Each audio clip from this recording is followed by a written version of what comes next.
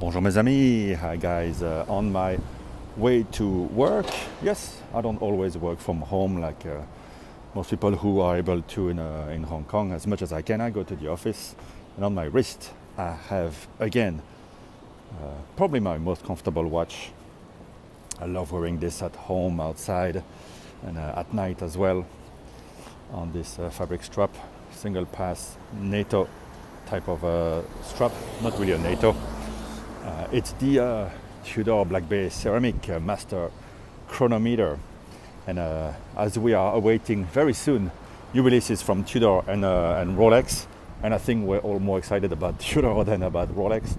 I want to talk about this a bit, but before that, quick update about Hong Kong, and most importantly, first I want to say send my prayers, my thoughts to the great people of Ukraine. I think after the things we've seen, innocents, women and children, hospitals getting shelled by the Russian troops, there's no way back ever for Putin. He was tolerated in the past. Sometimes you could even appreciate some of his politics, tactics, whatever, but the way it's gone, there's never any way back for him. What he's done here is just nuts, and I think he's going to be crazy, maybe senile. Yeah, and since he probably knows there's no way back from there, there's only one way forward for him, which I don't know, spells disaster. Let's see where it goes. I think the only way forward for the world is for him to be removed quickly. And yeah, Hong Kong, things look almost normal, right? You see people going about, going shopping and everything, and yet when you go back home, it's eerie, and you can't stop thinking about negative things as schools, sports are closed. You hear dreadful news. Hong Kong has one of the highest mortality rates because they didn't force the vaccine. Big mistake there. And healthcare people criticize the way everything has been handled and say it's more political than scientific. And for that, I think everyone here will agree. As the government insist with a COVID-0 policy, although they pretend they are not.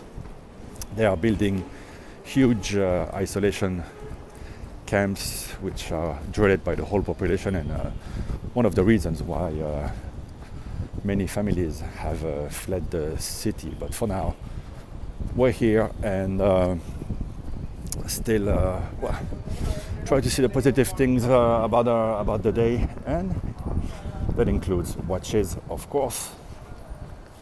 So I wanted to talk about this because this came out, and as things do, as it does these days, it was on everyone's mind. It was in the watch news. Everyone gave their opinions. It was hard to get. Then now it's a bit. Well, actually, it's not easy to get. I've never seen one in a shop apart from the day I bought mine.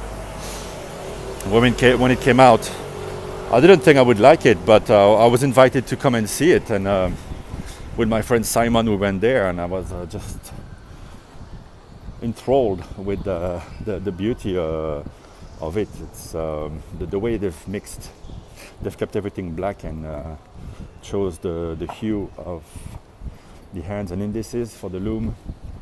It just pops, and I still love it just as much today. I love the look of this watch. To me, it's a great. There's no alternative to anything. But if you like the something special like the Yachtmaster, white gold, 42mm from Rolex, well, I think this is more special, being in ceramic with its own blackened movement. It's a great alternative in the sense that it is in its own very unique, and to me that's what a great alternative should be. You should not be a copycat. It should bring something different to the table. And yes, you know, I had a problem with the movement. It was fixed by Tudor, and it came back to me even better. It's running almost right on the dot within a second a day. So incredible performance of the, let me stop a bit, show you a bit the watch. Incredible performance of this movement. And so yeah, it's funny how nobody talks about it anymore, right? Those new watches come out, get talked about a lot, and then people forget about them, move on to the next, then the next, and now we're already talking about what is coming next. I think what is coming next is not a Black Bay 58 GMT. I think it is gonna be this with a GMT movement in it. So the advantage of ceramic and the black color is that first, the weight loss is something, you know, we always talk about the visuals, but the impression on the wrist is also important, so the weight is part of it. Then the black color also makes it look smaller than it is, and the case, in the case of this case, has been refined, and with that beautiful polished bevel. It really doesn't feel like the original Black Bay 41mm. It feels a lot smaller, and I think that will be enough for the GMT to address the main concern of everybody, which was that the Black Bay GMT is just a bit too big, a bit too thick, and I think you need a wrist at least 17 centimeter of size to put it off, and that's why you see so many on sale here in Asia. It's an amazing piece. It's a beautiful watch. Mine is running really well, but I need to work out and be pumped to put it off comfortably, I think. So I can understand why people with smaller wrists than mine love the watch, but I at some point have to let it go, because you know, we have enough watches in the watch box without having to force ourselves to love one that's not perfect. And so yeah, as we are talking about the incoming releases, we forget quickly about the other ones. Who talks right now about the bronze one, which I'm a colleague of mine just got the call for. So I'm very happy for him. I wish it's from the same shop. There's only one shop selling them here in Hong Kong because it's a boutique. There's only technically one boutique in Tudor, although there are many shops selling Tudors. Yeah, he got the call. Lucky for him. And if I was to get the call, I would go pick it up. But it's funny how I feel about it now, because when it comes out, you're very excited to be the first one to get it and all that. But almost a year later, it's just on the back of your mind, but you're not really so excited about it. And it goes to show that we're ready to spend, but if the watch is not available, after a while you forget about it, and guess what, there's other watches coming out. So right now I'm at the point in my collecting journey, let's call it that, where I can put the brakes on, enjoy what I have a lot more, sell a few things, do more with less, and yeah, do more with less, and wait out for the right watch to spend the money. But of course, it's always more enticing when it's brand new, and that's why we're going to focus a lot of our efforts now on brand new releases coming up.